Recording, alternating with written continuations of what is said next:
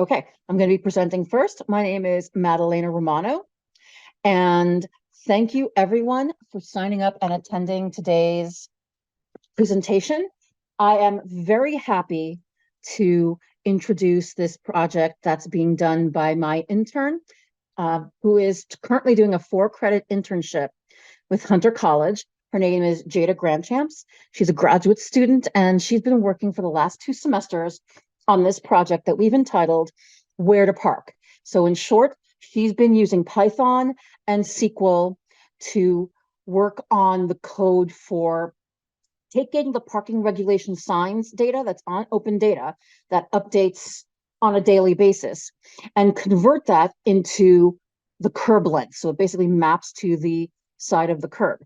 And we're now currently working on the front end of that so that you could actually display it and see the results of what she's doing. So if there's time, she'll also show you the front end. That's not in the current presentation right now. And let's introduce everybody. So from the DOT side, we have myself. I'm the director of data asset management in the Office of Analytics and Performance Management. We have David Arsment, whose title I completely forgot, but it's something super cool. And he's in traffic control and engineering. He can introduce himself when he speaks next. Sorry about that, David. Matthew Garcia, whom I think is a deputy director, but I forgot of what. Sorry, guys. And he's in parking administration. Suzanne Zoft, who is a business analyst in our information technology department. And last but not least, the star of the day is Jada Grandchamps. She is a graduate student at Hunter's Department of Geography, and she's going to be doing the bulk of this presentation. So I believe I'm handing this off now to David to give us a bit more on the background. David, take it away. Thank you, Madalena. Good morning, everyone. I'm David Arsment, Executive Director of Traffic Control and Engineering. What our operation is responsible for is all non-electronic traffic control devices in New York City. That includes assets such as pavement markings, vertical elements like flexible bollards. But what we're primarily known for and what we mostly do are signs. And we have about 1 million signs that we're responsible for, just under. And almost half of those are what we call curbside parking regulation signs, which is part of Jada's project. And we have an asset management tracking system, which we call SIMS, Sign Information Management System. Unfortunately, there's limitations in mapping, in which the next person, Matt, will get into, or there's limitations as to what assets, as to where geolocating some of our assets, in particular our signs. And I think Jada, and she'll get into that, what she did was she was able to geolocate certain assets within the curbside parking regulation signs within a certain community board. And to speak more in detail of the limitations of geolocating assets is Matt Garcia. Matt, please take it away. Hey everybody, my name is Matt Garcia. I'm the Deputy Director of Parking Planning here at DOT. So as Madalena and David were saying, I mean, we have signage data at the agency broadly, so we can track how signage comes in and out of our system, where it exists, how to do those work orders to replace signage, to make updates, etc. We have that data as point data. So we have sign points across the city. I think it's probably pretty clear about how linear data would be a little more helpful. So in the planning world, right, we can understand what percentage of curb space is dedicated to things like truck loading zones or metered parking or taxi stands or bus stops, etc. So converting that point data to line segment data would be really helpful. So we can do it manually. You can imagine like just taking for a study area, taking those points, kind of drawing out lines, converting it to regulation data in a linear format. Like we can do that for small pieces, but obviously the manual process is really cumbersome. It's really rough. So we were curious about whether this could be implemented across the city for all of our signage data and then connected to our systems, like David was saying, our SIM system, our sign inventory management system, to hopefully keep it up to date, automatically, update when we update signs, etc. So that was kind of where the impetus of this project kind of came from, right? Where it's like, could we do this? What would that look like? Is it even possible?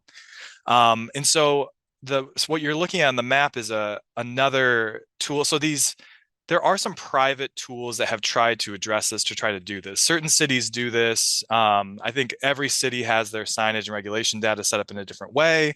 So the process to make these maps, to make these data sets usable is different wherever you're looking. This tool that we're looking at right here is a private tool, I think called Smooth Parking. A lot of them have issues. A lot of them have update issues. They don't cover the entire city like our signs do, obviously. They don't get updated as frequently. They don't necessarily cover all of the categories of regulations that we would want to have at DOT, which is all of them, right? So the one that we're looking at here is looking at whether parking is available, whether it's restricted, and whether it's metered. So it's kind of small categories. So again, in our world, in our ideal, our goal is a map of all regulations and hopefully connecting to our signage data set so that those regulations are being updated and we can view and manipulate them linearly. So this is like a huge idea, a pile. You can imagine there's a lot of work here. So we, in the parking unit, reached out to Madalena and Jada to understand, is this possible? Is this something that we can investigate? And so that's kind of where this all came from. So I think that's it. I guess you could go to the next slide, Madalena.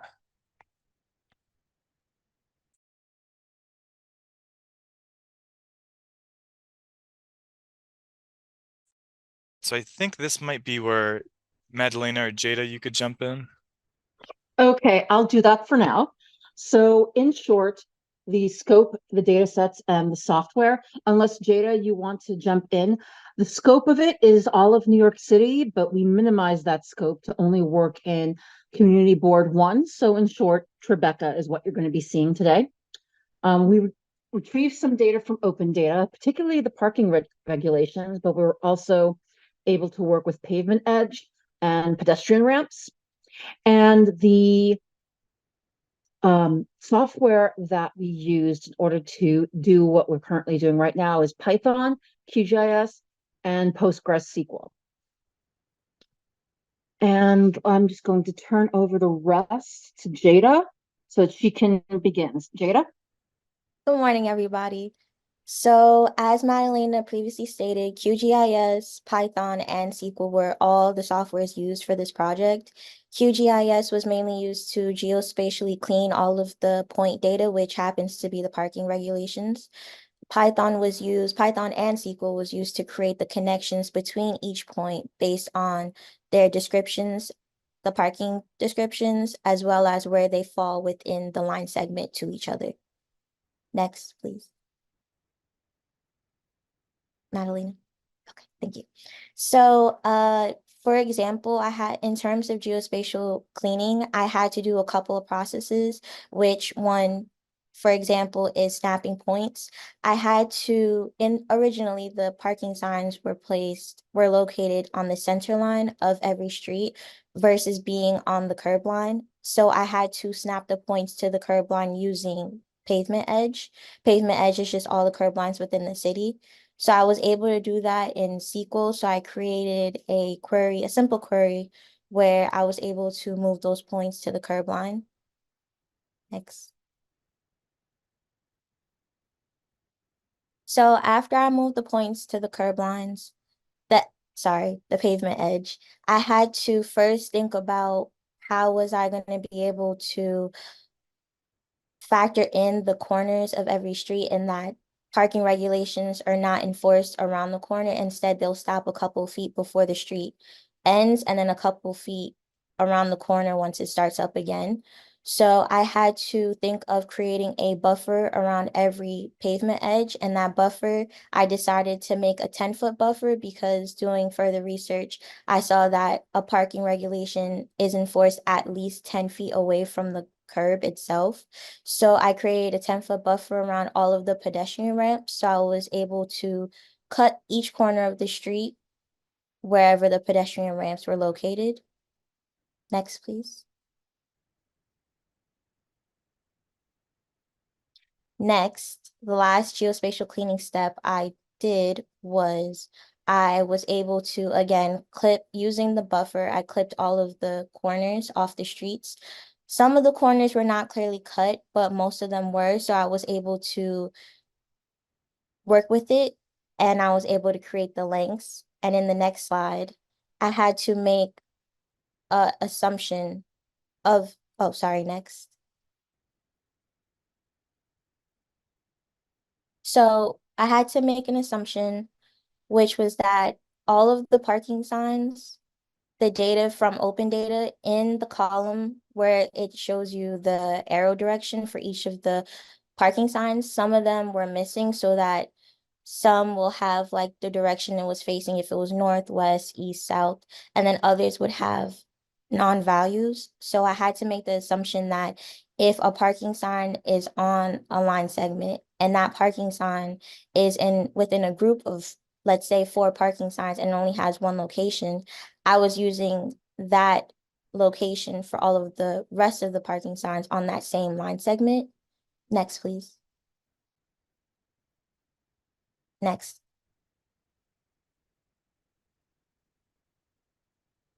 Okay, yeah. So this just highlights what I was talking about previously, in that some of the parking signs have no values and then other ones have north. Like as you can see, maybe like the 8th parking sign has it's facing north, and then the next one is just null.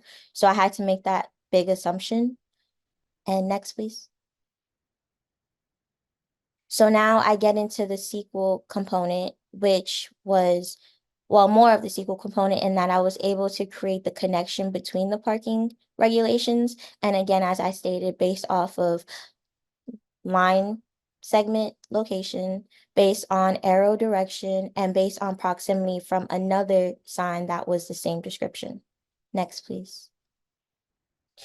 So here is just a snippet of my SQL query. I had to first reproject the geometry column from 2263, which is Long Island, to 4326, in order for me to visually assess all of the parking links within the map viewer on PG Admin, which is the SQL platform. I had to also place a spatial index on all of my queries so it had a shorter query runtime, because I am working with about 100,000 plus points. So if I did not do this, the query would take forever to run. Then I had to join the pavement edge and parking regulations using a new geometry column, and that geometry column had to be the same type in order for it to be viewed. So after doing all of this pre-processing, I ran a query that took the common direction of 1 point on the same line, so which is the same line segment, and connected the points in the same direction. And the points were connected in the same direction based off of if all of the points had the same description, as in if it said no parking, pay for parking, or no standing, as just examples of what some parking regulations will enforce. And the result I got was, next, please. So this is just a small little area, which is the lower, well, financial district, but just the lower part of it. As you can see, most of the connections were made, however, some were not. And then I further took this data and implemented it in Python in order to get a better visualization of the data sets, because I was not able to accurately color coordinate, as in, let's say blue is for pay for parking, red is no parking, and green is free parking within SQL, because SQL does not allow for any customizations of the data set. Next, please. So here I just imported all of the data sets I used within Python, and that's just the pavement edge, the parking signs, and the parking signs overlaid on the pavement edge, just to see just to make sure that both the geometries were correct and that it was overlaid accurately. Next, please.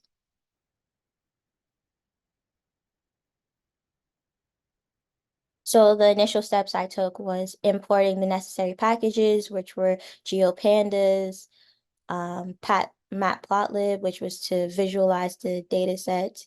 And I imported the data, which was just all of the 3 data sets I mentioned earlier. Next, please. Then I was able to pull my SQL query into my Python using a specific package. And I was able to then color coordinate all of the line segments so that it was representative of no parking, parking, and pay for parking. Next, please. And here is just a representation of the work. And as you can see, this is completely different from what was shown in SQL. Python was able to more accurately run the query, and also I was able to color coordinate. And this is more indicative of what really is the parking, I guess, parking environment in the financial district, in that most of the areas are no parking because of factories, office buildings, and such. So red means no parking at any time, and blue means you pay for parking, and green is available parking, as in free parking, so you don't have to pay for it. And as you can see, there isn't as much green as it is compared to red or blue. So like I said, this is more indicative of what is actually reality, and that there isn't much parking within Community Board 1. And then if there is, most of it is pay for parking. Next, please. So some limitations I faced within this project. Originally, I conducted most of my geospatial cleaning within QGIS, and some of the steps I took was, well, some of the steps that I tried to take was transforming all the parking signs to line data types. So I thought maybe it would be easier for me to create the parking lanes if I changed the points to lines, and that did not work. Some of the pedestrian ramps were not located on the corners of each street, so some of the corners of the street might not be cleanly cut off. So later down the line, I will probably increase my buffer. So instead of 10 feet, I'll probably go to 12 feet or 14 feet in order to cleanly cut all of the corners. Creating lines between parking signs using pavement edge. So I wasn't able to cut the pavement edge between each sign that has the same description within QGIS. And my next steps are to create a web front-end application for data visualization. And ultimately, I actually began the front-end application, and I can show this later on, but the front-end application that I will show is a draft. So the draft will show things about the map, where you can park, where you can't park. They will have a contact form where you can send messages or have any questions you can send to me and I can answer them. And yeah, I'll just show you the web application actually.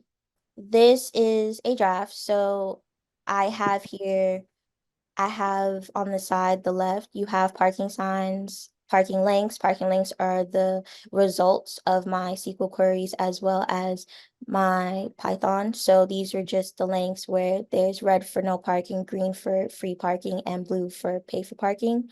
The curbs are just all of the curb lines within the city, and then the hydrants are all of these purple dots. So ultimately, any user that comes onto this web application will be able to toggle on and off the layers, and they can, if they want, hide the panel just to see more of the map itself. And then when you go to the right here, you have about parking regulations. So this is just a description of what parking regulations are and what I did with them within this project. And here I also have the traffic rules. So if anyone is interested in looking at what the traffic rules are within the city, they're able to click this link and go to a different website, and they'll be able to read the documentation on that. Then I have mapping features. Mapping features will show the exact layers and what the layers mean and what projections they're in. Right now, the mapping features should show the different data sets that I have. However, right now the image is not showing. Also, if anyone wants to find these data sets or any other data sets related to parking regulations, they can go to NYC Open Data, which is the link right here. That will take them to a different site. What else? Oh, and also to the left, if a user wants to ask me questions or have a message, a comment, anything, they can put their name, their email, message, and then it will be sent to me and I will email them back. As well as I missed a step here. Select a map. Specifically, you could search a location that if you were to search, let's say your home address, that will then, the map will then zoom into your home address and then you would see the parking lanes near your home address and what those look like if they were to be more no parking versus free parking. And I think that is all I have to show. It is not my place. It is Matt's place and David's place to say whether or not this will be a public map or an internal map. I would like for it to be public, but again, it needs a lot more work before it goes there. So that's not my call. But for those that are interested in seeing this, yeah, we're going to be continuously working on this such that it will be updated. The map itself will update and the scripts will run, the maps will update every time we make a change to the signs themselves. If there are any questions, we'd be happy to answer them now. Ashley? Okay, so there's a question here. Curious what you're using to build the web application. So this is actually my first web application, so I hope I'm answering this question correctly, but I use HTML and JavaScript.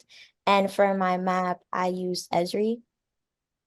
Okay, so more specifically, that was very good. Okay. So yes, she did use HTML, CSS, and JavaScript, which is what a lot of front-end development works. But more specifically, to build the app, we used the Esri JavaScript API, which is not necessarily great for everything, but worked really well for this. So she was able to use the Esri JavaScript API as the base. Okay, so next question is, this is awesome. So this is an enhancement to nyc.signs.net.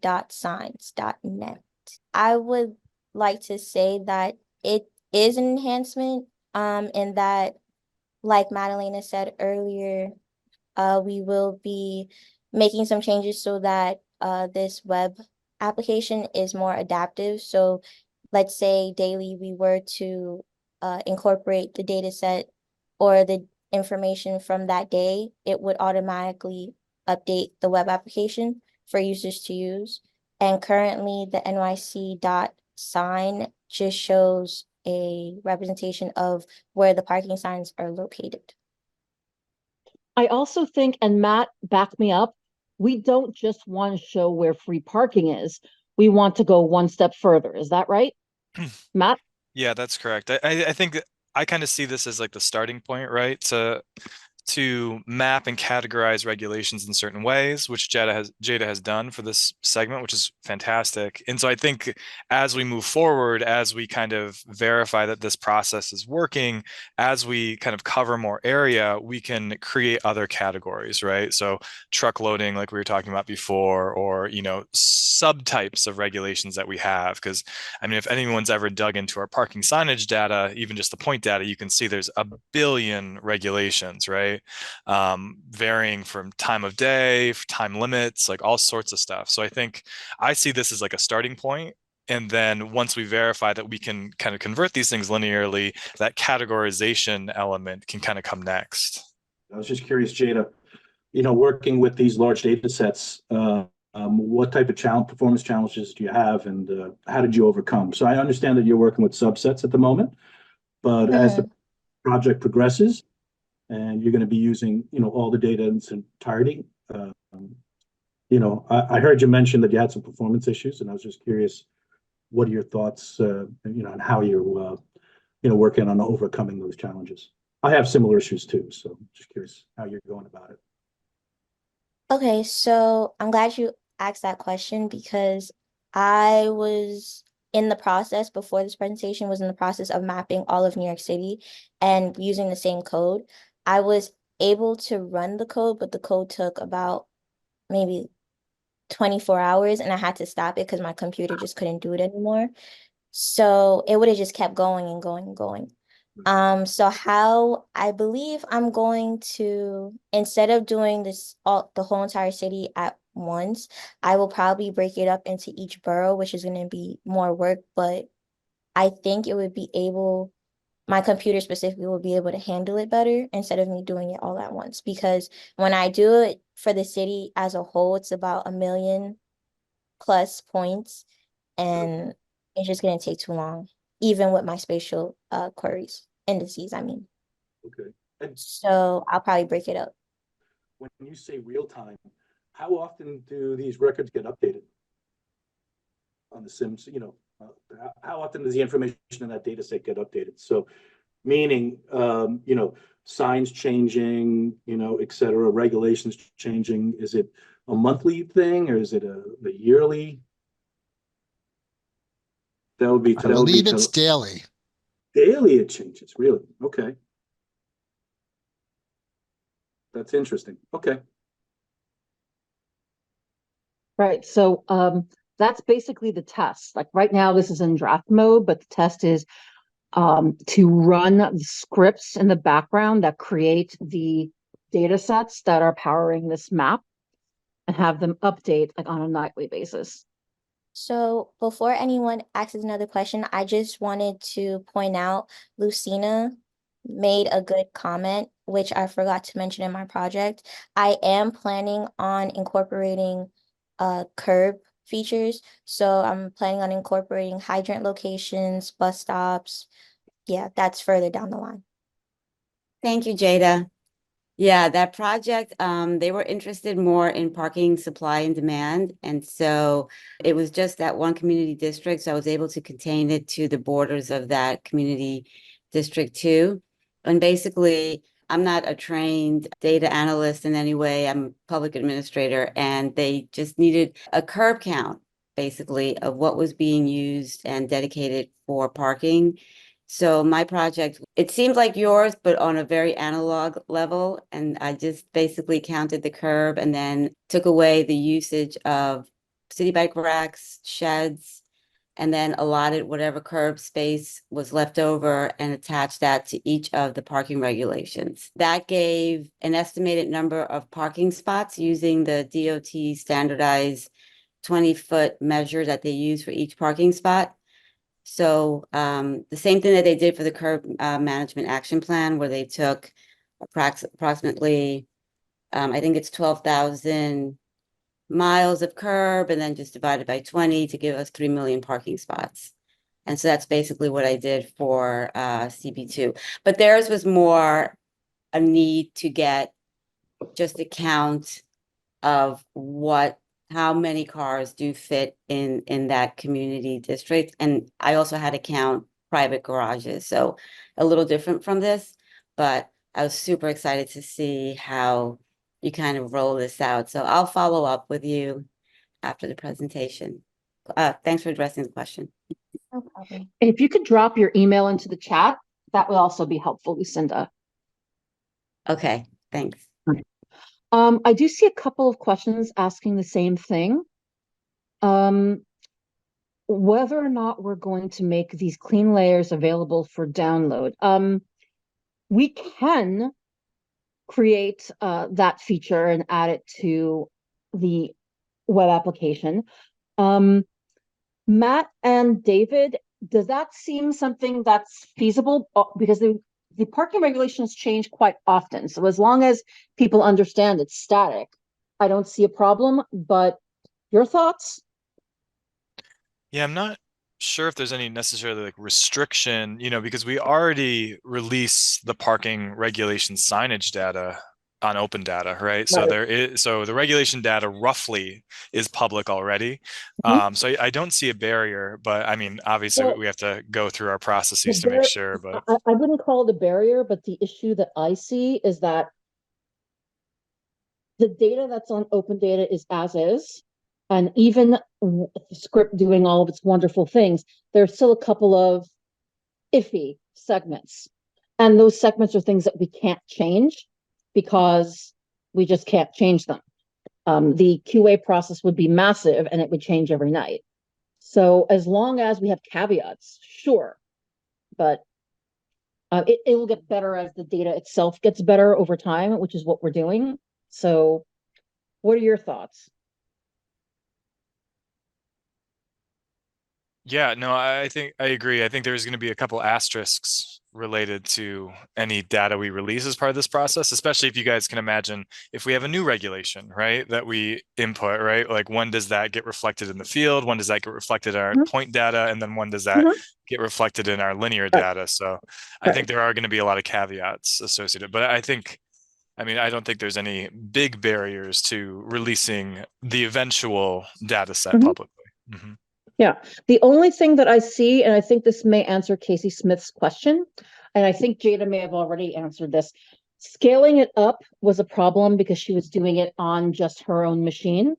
So once we get a really good working prototype, we may want to consider scaling it up in-house using some of our more powerful servers, because I'm not sure how much of it she can do just on her own machines.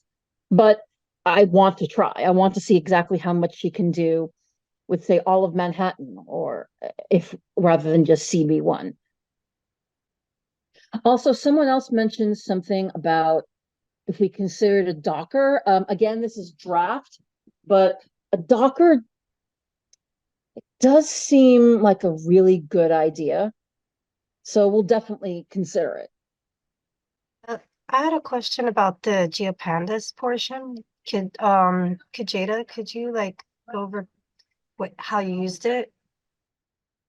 So GeoPandas, I didn't use it too much. The only thing I used it for was to create my data sets and into data frames. But once I realized I didn't have to do that when I used the SQL, I was able to just pull my SQL using my domain and my admin information and input it into Python without having to use GeoPandas. It's actually a specific package. Hold on one second. If actually, no, I'll look into it right now. But I'm going to put in the chat because I don't know how to pronounce that. Okay. Yeah. But there's a package that you can use to pull all of your tables from your SQL into your Python. So I was able to just completely bypass using GeoPandas and just do it using that package. And Melissa, if you're interested, GeoPandas is Python's alternative to using the ArcPy proprietary library. Yeah, So, I've used GeoPandas before. I just wasn't that good at it. hey, it takes time to get used to all libraries. Is this an enhancement to New York City DOT signs.net? I think enhancement is the right word. I don't believe we'll be replacing it, but that's not my call. But the idea is that it's an enhancement. Yes. Everybody loves your presentation, Jada. You did such a great job. Thank you. The CB1 parking signs are not enforced. Well, yeah, luckily that's not something Jada has to consider for that. It's a very different wheelhouse there. New to mapping with SQL, and I do not know Python, but I'm curious. I use ArcPro and tried to use Enterprise for interactive maps, but had problems. I'm just generally curious about your experience with various mapping tools and what you find to be the most seamless for various mapping tasks. I've had problems with ArcPro relating to updates and customer service, and I'm generally interested in expanding my mapping options. Okay, Jada, how was your experience? So my experience, it wasn't too bad, only because I was able to meet different DOT I guess officers. So every week we were able to meet and it helped me in terms of creating the map as for like a web application. But besides that, have background in like QGIS, GIS softwares. So it's pretty easy for me to create the map. And it was just the web application that was a little difficult because it was my first time. But yeah. I hope I answered your question. I'm sorry. Okay. District Attorney's Office, and I make maps that are kind of related to crime and various other things that we're working on. And we got ArcPro a couple of years ago, and I had experience with it, and for the most part, it's been really helpful, but I'm just kind of generally curious about this world of, mapping with SQL and doing geoprocessing with SQL. I also want to learn Python, and I'm just kind of curious about like the larger world of mapping tools. And, you're very experienced with various tools, including like, the free version of QGIS, probably ArcPro, I imagine. Yeah. So I'm just kind of curious about your experience in using different tools and what do you find to be the most helpful tools? Um, okay, so I personally don't like ArcGIS Pro. I like QGIS, one for various reasons, but one being that it's free. QGIS is free. Two, the interfaces are different. I find that QGIS interface is way easier and you're able to use multiple tools that you don't have to pay for. And there's also a online repository, so you can download different packages and like I forgot what it's called. Yeah, packages. So you can download those packages and then upload it into your QGIS versus ArcGIS Pro, you have to like pay for certain features. And I just think QGIS can do the same thing, probably even better than ArcGIS Pro. But I do think it's also helpful to know ArcGIS Pro because they got rid of ArcGIS. So now the new thing is Pro. So I don't know. I like QGIS better.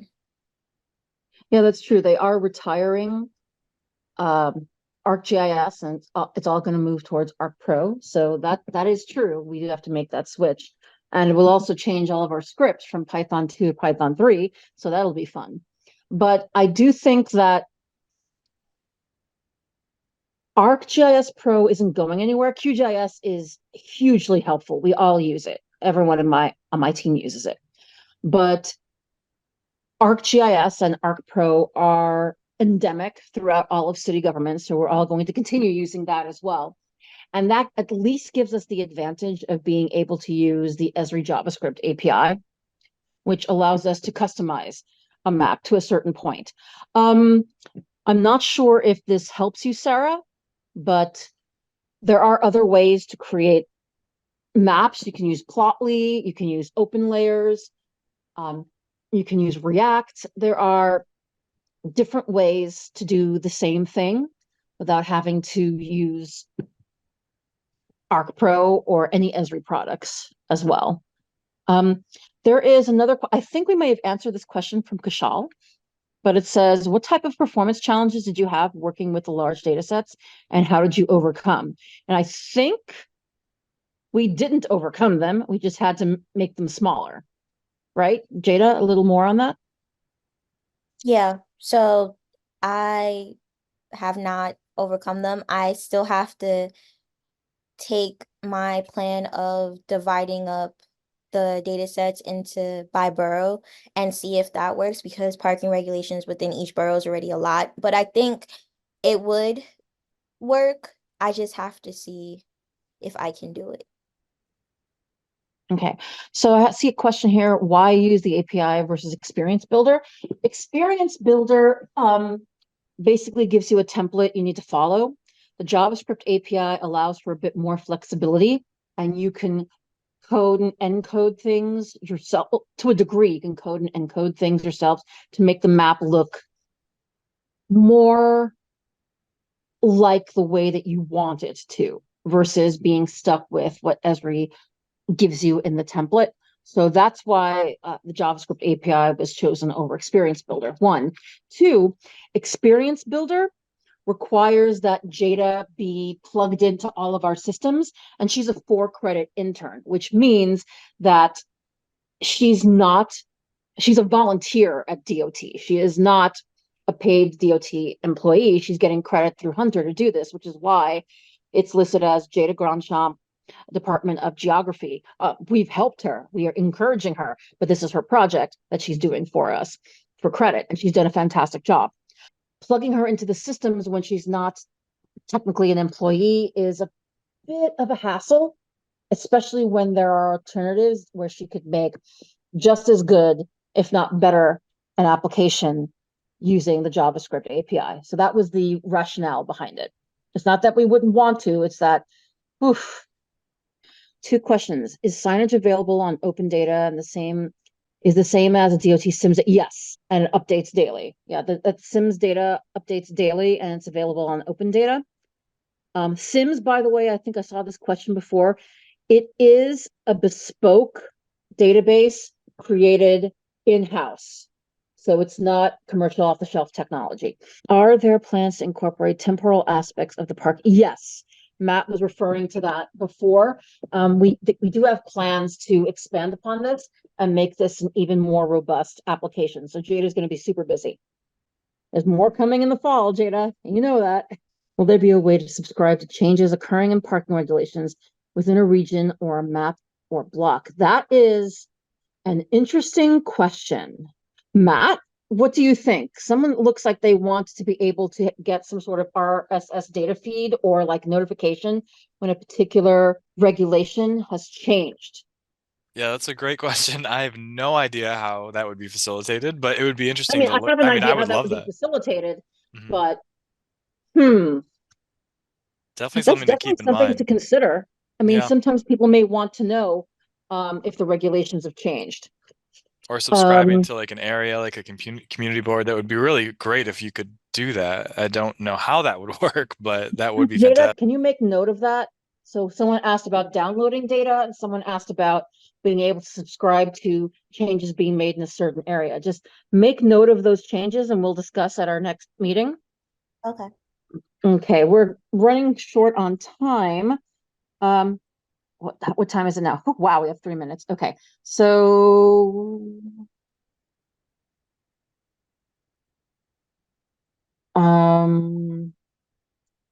wow, I just completely lost where I was. I see a question here from Deirdre Brown. It has 5 votes as well. There's a suggestion to do user testing of the web app map for varying degrees of vision levels and color maps. So there's a comment there. Oh, actually, haha, I'm glad you mentioned that because what we've done, I actually had one of my team create a color blindness app. They have an extension in, it's not Chrome, I think it's in Firefox. Maybe I'm wrong. I'm hoping that Christina's on so she could tell me. And you can test for color blindness and how it looks to different people with different vision impairments using that extension to your web browser. So we do check for that. And also our IT team, before releasing an application to the public, does exactly that as well. So we make sure that it's accessible. Can we add roadways on other people's property? Matt, how much signage do we have on property that we don't own? Like on private property or on Port Authority property? Oh, that's a good question. It might be for David. So I know that there's a lot of private streets throughout the city. Sometimes it looks like NYC DOT manages it, but we actually don't. David, could you speak to that? Yeah, that's correct. Anything's on private streets, then those aren't signs that we install or maintain. That's up to that private entity to address. So if you want to include that and map that, that's not data that we have access to and is not in our SIM system. Yeah, I think that's a bit of a dead end, unfortunately. So I think it's time for us to say our goodbyes so everyone can move on to the next presentation. Thank you so much, everyone. And Jada, thank you for all this hard work that you're doing. You're well worth all of the accolades you've been getting just in the chat. And yes, everyone, she will be doing more. And hopefully, as she continues working on this project, we'll have a better and better application to show everyone. I have absolutely no idea when something like this may go public. Again, there's work to be done, but we definitely, I guess, we definitely want it to be public. Is that right, David? Matt, is that correct? I think, yes, that's the intention. Okay, all right. All right, so I'll guess we'll hand it over to Ashley. Yeah, I just want to say congratulations on your project, Jada. Thank you again for sharing it with everybody. Thank you to Madalena, Matt, and David, and the DOT team for supporting a project like this and supporting an event like this at Open Data Week. It was fantastic.